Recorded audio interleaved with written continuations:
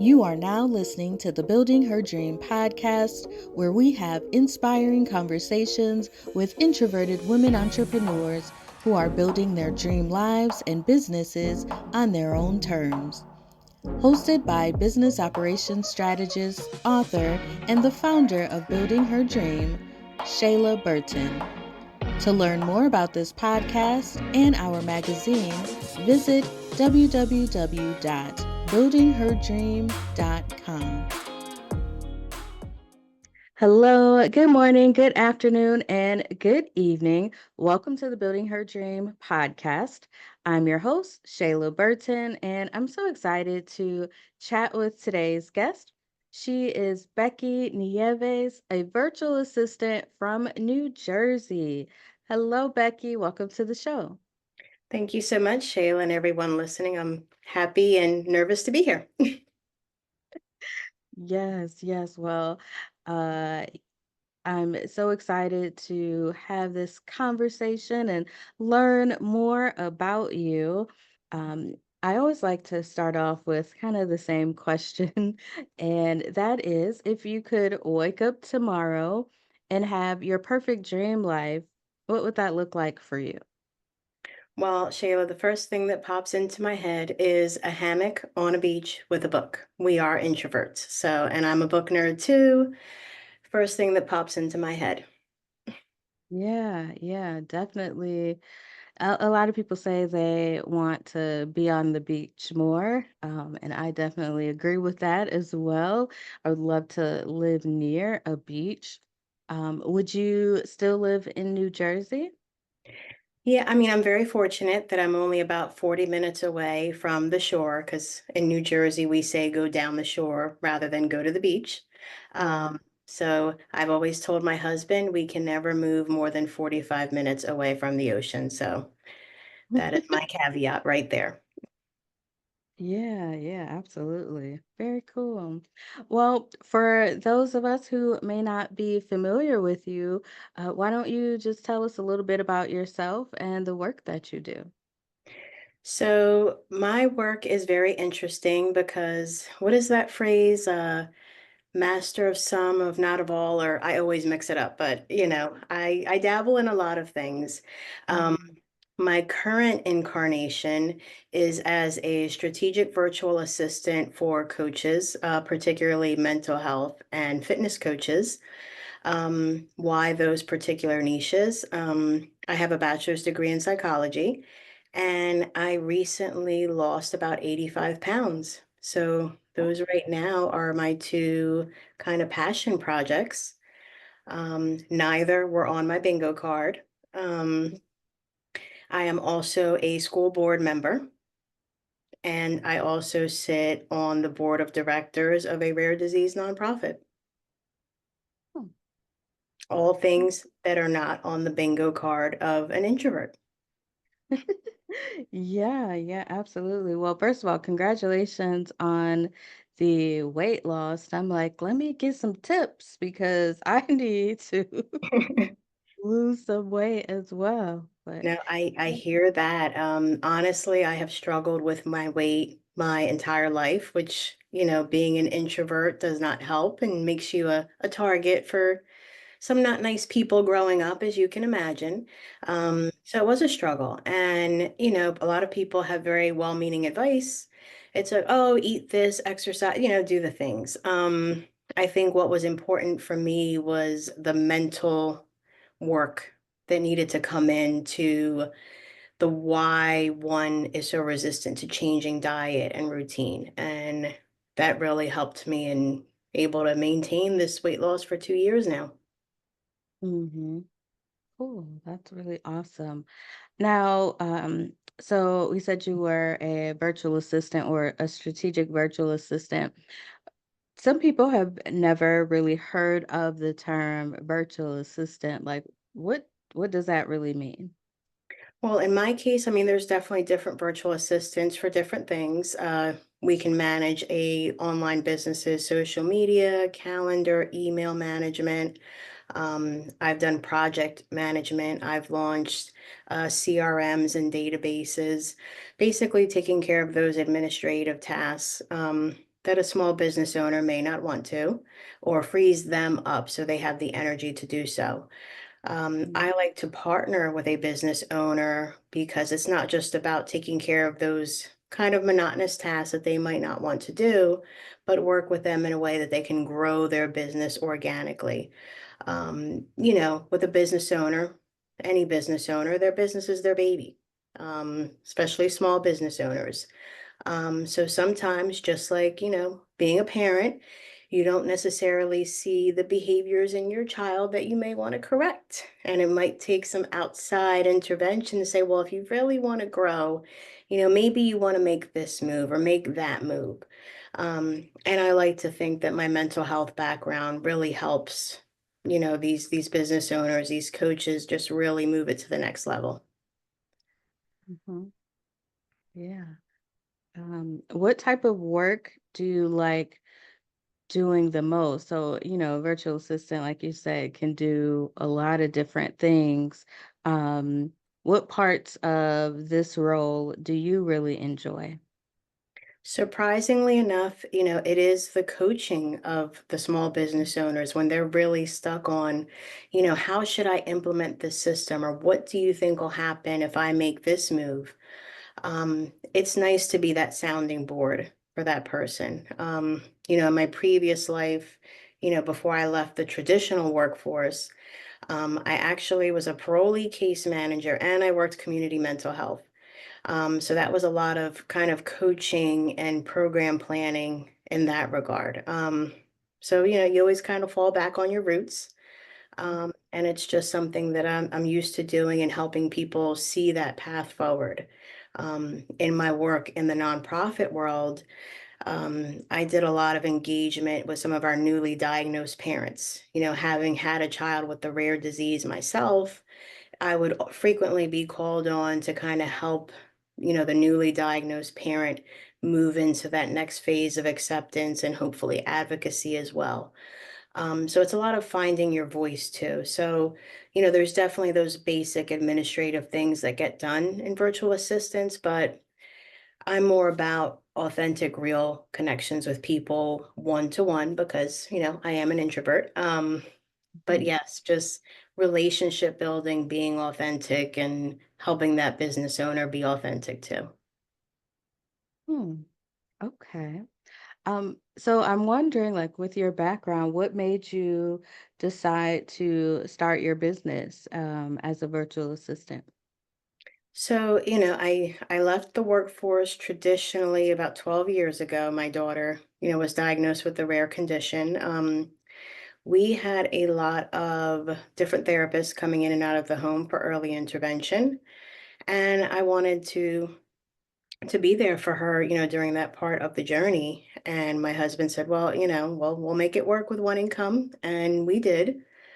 And being home, it's not in my nature to not do anything. I've worked since the age of 16, very self-sufficient. And here I find myself as a stay-at-home mom, also not on my bingo card. So I immediately started looking for things to do. So I started getting involved in, the PTA in my kid's school. Um, then I dove in once she was diagnosed.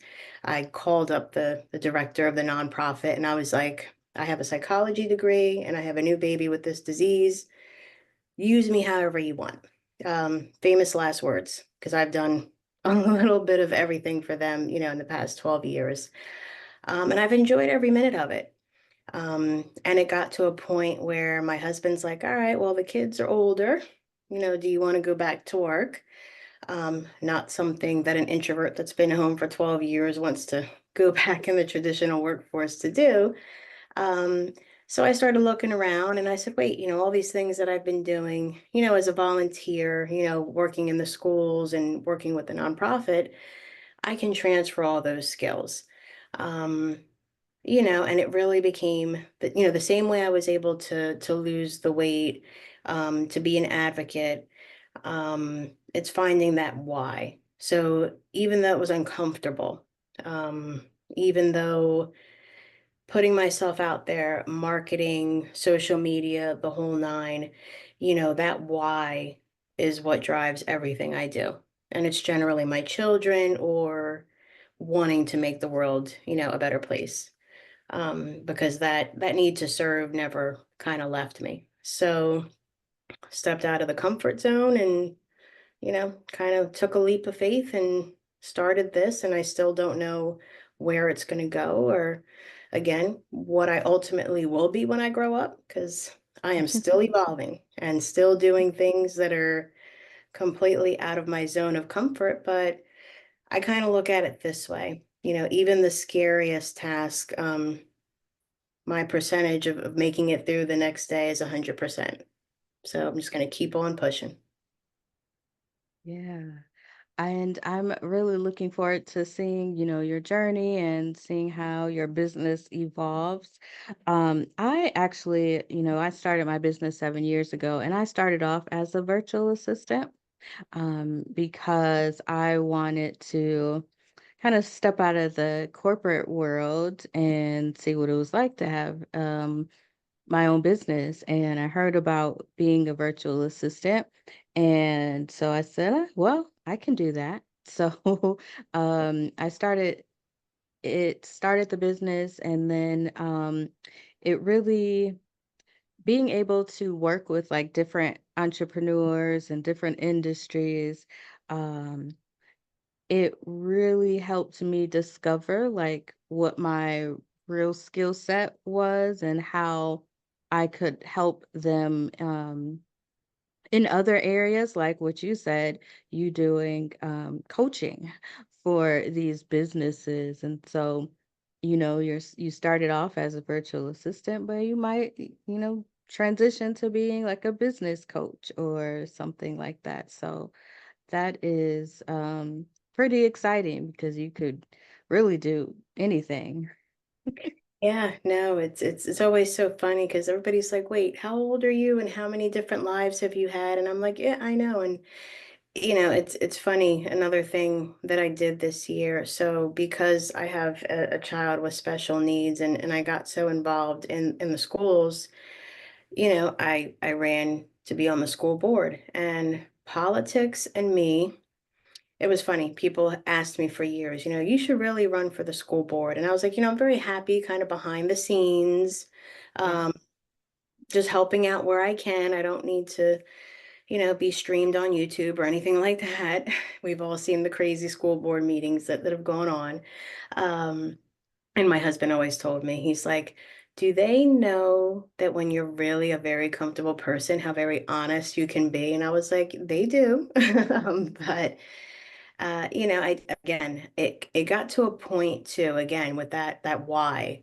Um, it got to a point with the school district, around 2020, and we know what was going on in the world at that point, and seeing, there was something that said to me, like, you can make a difference here. You can help. Um, I think one of the most uncomfortable things I have ever done in my life is running a political campaign. Um, that is definitely one of the circles of Dante's Inferno, let me tell you. It's not for the faint of heart.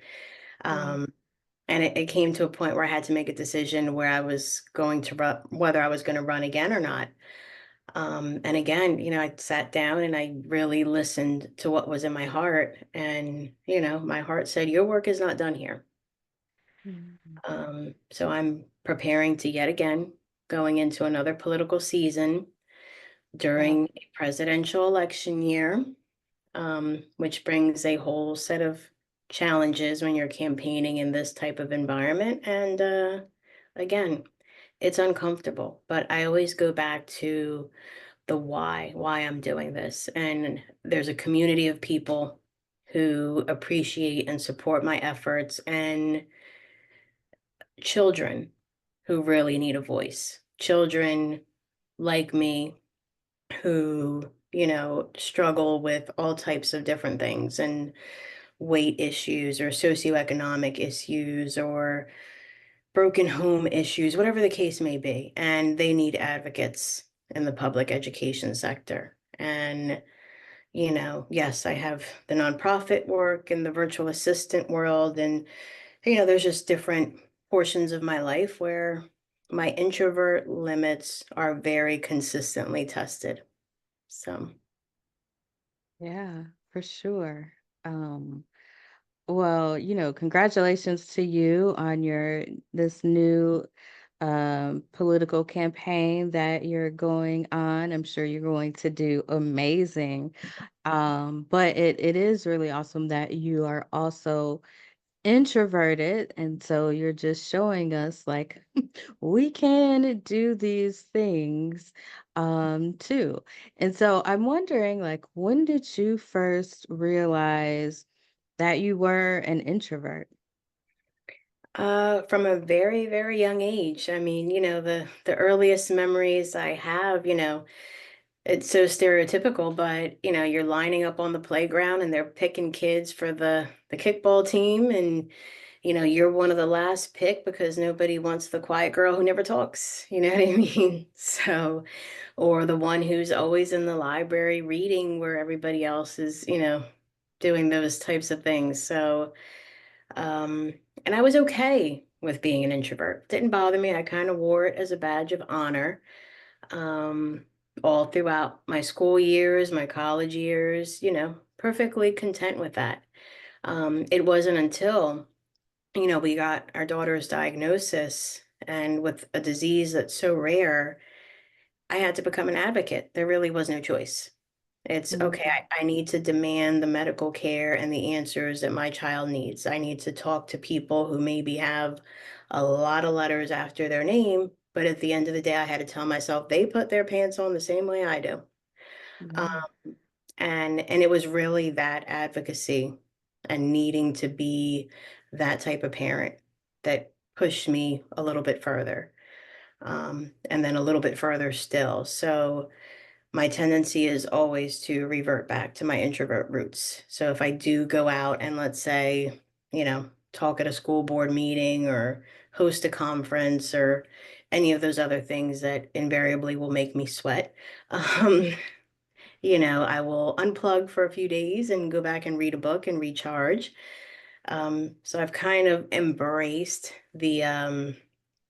I guess I heard the term ambivert, but it's like, okay, I've peopled enough for the day. Mhm. Now I need to unpeople for a little bit and recharge. So I've found a good balance that way, I think. Yeah, yeah. We definitely need to recharge. But I'm curious on like what do you do to prepare for those moments when you need to really speak out or be an advocate or um present something. Like how do you hype yourself up to do it? It was so funny. I was actually having this conversation with a client yesterday, because she asked me the same thing. She's like, you appear, she's like, I would never know that you suffer from imposter syndrome, if you had not told me. And she's like, how do you shut that off? And I was like, well, there's the introvert imposter, Becky, who might question everything. But when I need to be on, I become, the mama bear persona. If I know I'm working in defense of someone or something, or just something that I just find in my heart, I'm very passionate about, it's almost like that little voice in the back of my head just gets shut off. And it's like, no, you need to go and just do it. And um, a lot of the times it's so funny. Just this past week, I was tapped to go welcome the new hires for our school district. So I'm in a cafeteria with 60 new hires to the district, and I didn't prepare any notes. I find that when I actually prepare notes ahead of time, I stumble more. So Oh. I very frankly, I wing it most of the time when I'm presenting. Um, I'll have a general idea in my head of what I want to talk about. And I had a little 5-minute speech. And because I had so shut off and disconnected, I didn't remember half of what I said, but I did turn to my co-presenter and I was like, how did I do? She's like, you killed it. And I'm like, okay, good. It was just, I think I do better when I shut the introvert kind of off a little bit and just say, you know what, I've got to trust in myself that I will say and do the right thing. And you know, 9 times out of 10, I'm right. So I kind of take it as a win. Yeah, you definitely should take it as a win. That's a really amazing skill that you have because I am not really good at winging it. Um, yeah, don't ask me to present something like impromptu. Like I need to know ahead of time that you want me to speak, and then I need to think about what I want to say. Yeah. And I usually write it down. And I don't necessarily need notes like when I'm presenting or speaking to people, but I've had to like think about what I want to say and run it through my mind a couple of times. I can't, if I try to wing it, oh, Yeah. I'll get to stumbling over my words. What I say probably don't even make that much sense. Um, so yeah, so I think that's an amazing skill that you have. But it's always very, very funny because I can never listen. So after we finish recording this, I probably will not listen to it because the sound of my voice, I don't know if any other introvert has this, but the sound of my voice, it's like nails on a chalkboard to me. Yeah. So I've heard, like I might say something at a meeting and they're like, "Well, don't you go back and watch?" I'm like, "No, I don't." I really don't. Like to this day, there was another thing that, oh my goodness, I think another thing that really caused me a lot of anxiety as an introvert, again, in my nonprofit world, we did a drug-focused patient development meeting for the rare disease that we did. And it was basically a compilation of all of our members with different stories about the rare disease. Um, Mhm. which I should probably mention the name of it. I'm sorry. My daughter has Hermansky-Pudlak syndrome. It's a very rare condition. Actually, primarily affects people of Puerto Rican descent. Mm, But it is found worldwide, and it's about 1 in 1 million births. Um, so the organization was presenting a meeting to be recorded by to the FDA. And our executive director was supposed to do the summation. So we had 5 hours of testimony from all of our members, giving their stories. Um, at the last minute, my executive director could not make it. And she said, I need you to sum this up and give the summation.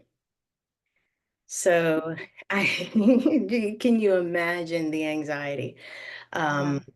so then I had to sit and listen. I was listening the whole time as all of my community members, gave their testimony, fellow parents of children with the condition, adults themselves with the condition, those who've lost loved ones to the condition. So these are heart-wrenching, emotionally gutting stories.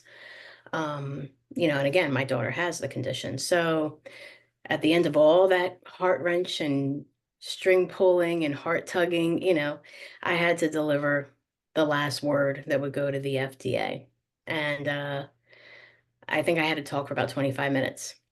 And I totally winged it. I mean, as people were talking, I kind of wrote down, mention so and so's story or what happened. And I had that down.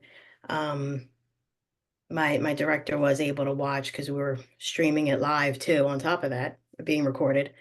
And she's like, I couldn't have done better myself. She's like, I had to wait 10 minutes to call you because I was sobbing. And to this day, I have not listened to the recording. Oh, wow. And it's been 3 years, I think, and Mhm. still have not done it. Not just because I couldn't uh, listen to the sound of my voice, but also because, again, it was a very emotionally charged setting on top of that too. But again, the why of doing that important work was just so overwhelming to me that I was able to kind of put, my own fears, anxieties aside and just kind of turn it on when I need to. Yeah, yeah. Well, I'm not surprised that you did well because introverts are really good listeners. And so, the fact that you were able to listen to everyone's stories and incorporate that into what you said was pretty awesome. I think you should go back and listen to it, or at the very least, have it transcribed so you can read what you said. That might be helpful, but it sounds like, from the feedback that you got from um that person and other feedback that you've got from people who have heard you speak, like you must be doing an amazing job and winging it is really great. And so um maybe, you know, you might want to add speaker to one of the many roles that you do. Ooh, that is a scary, scary thought. Oh, but I mean, you're already doing it, and it sounds like you're doing it well. So go I ahead and my best. yeah, yeah, do it. And if you can get paid for it as well, like, Oh, hey. even more pressure. But yeah, no, I mean, Yeah. if it's something that I'm, again, like I can shut it off when it's a passionate project, things where I know that there's a lot on the line. I definitely, I guess, I don't know if it's a superpower, if it's just my own defense mechanism that kind of, because if I have an event on the calendar that I know it's coming and I spend too much time ruminating on it, Mm, I will absolutely flub it. Like completely, like even preparing for this interview today, I was like, I'm not going to listen to all even though I'm a little type A. I was like, I have to listen to all the podcasts to see what other people think, and I've got to read everything. And I was like, nope, because if I do it, I'm setting up an expectation for myself. So I was yeah. like, I'll listen to a few minutes, I'll read the bio real quick, and I was like, and I'm just going to do it. So that's what I did. Yeah, yeah, I love that. Wow. So, you've been in business for a little while. What's something what's a challenge that you have faced while, growing your business? Yeah, I mean, imposter syndrome is alive and thriving. I mean, it's always that there's somebody out there who's doing it better, who's more successful, who's more extroverted, who's more bubbly. Before I launched my own Instagram professional account, I kind of scooped out, again, I'm type A, full disclosure. I scooped out the other virtual assistants' Instagram accounts, and they're color coordinated and they're all bubbly and perky, and that is not me. On top of being an introvert, I tend to have a very dry, sarcastic type of humor. Full disclosure, I'm an F-bomb type mom. Yeah, I am. When I'm comfortable with somebody, I'm all the way comfortable. Takes a little while, Yeah. but and I think when I tried to launch my business initially, I thought, okay, that's the type of people that business owners want to hire. And my Instagram profile did not get a lot of hits. I wasn't getting likes or shares or anything like that. And when I posted a reel of just me being my whole hot mess mom self, with a little rant about bubbly, perky people. Not that there's anything wrong with bubbly, perky people. Yeah. I wouldn't want anybody to stereotype me, but I knew that not coming from a place of authenticity was hurting me. And I was not going to find the aligned clients because they would expect what they saw that wasn't real through filters on Instagram as opposed to who I am in reality. And, I think in being true to myself and being an introvert and being authentic, you're going to find those aligned clients Mm. and you're going to find the people you are meant to work with, which is what we're in business for. If we Yeah. wanted to be miserable, we would have stayed, in a corporate setting or whatever else we were doing before we decided to become an online entrepreneur. So once I made that mind shift, that, then I was able to say, okay, it's okay to be me. It's okay to Mhm. say that I'm a book nerd and a hot mess mom sometimes, but I can get things done. And there are people who I'm sure probably looked at it and were like, okay, you're not for me. And that's okay because not everyone is for everybody. Um, Yeah. but I've had a few really great clients who are like, we're like soul sisters. And I'm like, it makes the work that much more enjoyable when you Mhm. connect with your clients on a different level. And I think as a small business owner, you need those relationships and you really need to be cohesive to have that growth. Not just an employee, but again, a strategic partner who gets you, you get them, and you just vibe really, really well. Mhm. Yeah, absolutely. I think a lot of us in the beginning when we start our businesses, we tend to, see what other people are doing and kind of compare it to what we're doing. And yeah, that's just really the wrong way to go, especially because other people have different personalities. A lot of the marketing advice is geared towards extroverted people, and so it would have us doing things that we just don't enjoy doing. And like you said, if we want to be miserable, we could stay working for somebody else. But if we're creating our own businesses, we should create something that we enjoy. Yes. Um, and so I'm all about that. Yes, and especially growing up, I know for me as an introvert, there was a lot of pressure to fit a certain ideal, a certain box, a certain way to be always. And it's like, oh, why can't you be more this, that, or the other thing? And I think as an adult, finally, I've learned it's okay to, and I think people appreciate it, in an age now of, again, not throwing shade on anybody else, but in a world of AI and filters and all these things that we can do to enhance an image, raw and real will make a comeback. I am putting money on that. Yeah. Yeah, absolutely. What's something that you are really proud of in your business? I think honestly, taking that first step and saying, I'm going to do this, especially when other things have failed. So before I decided to become a virtual assistant, I went down the rabbit hole of, again, no shade. Um, I tried to do an MLM, Okay.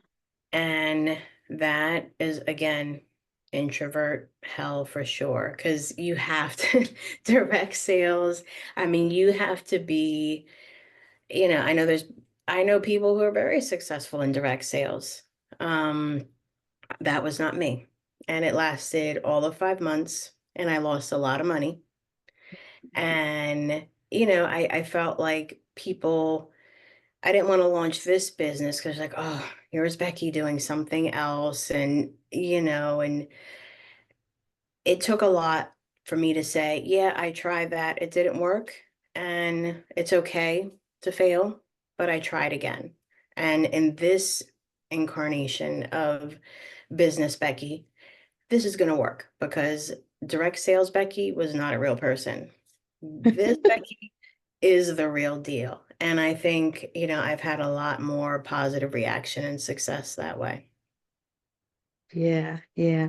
I've never tried a MLM, but my first business was selling costume jewelry. And like you, I am not a salesperson. And so I would go to events, make my table look really nice, have beautiful jewelry, but I'm not really going to convince you to buy anything. Like it's there. Do you want it or not? That's really my approach. And so of course that business did not work out well for me either. Nope, I did the same thing. Went to the vendor events, laid everything out, and they're like, oh, and I'm like, well, here's the price list, here's the website, here's my business. And, no surprise that salesman was not my cup of tea. Mm-mm. Yeah, yeah. Now, but how do you handle sales in your current business? Because although it's not selling a product, you're really selling yourself and your services. So how do you handle that? Yeah, that is so much easier, I think, because I just get to be me. And I Mm, think when you're direct selling a product, even if it's a product you love, like I was selling athleisure wear. And I love the product and I wore it, but again, it wasn't for everyone. And when you're in direct sales, you're trying to make everyone think they need this product. Whereas as a virtual assistant, not everyone needs a virtual assistant. Or, I mean, I probably shouldn't say that, but not everybody does need one. You need yeah. to be at a certain level at your business, and not only do you may or may not need one, but you're going to need one that's going to work well with your business. Um, Hmm.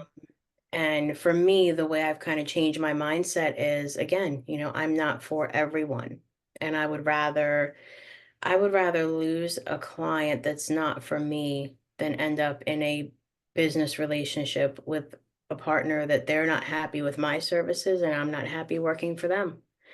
Yeah. Um, and I think when you come from a mindset that you do have something to offer the world, the right people will come into your life. Yeah. Mhm. Wow.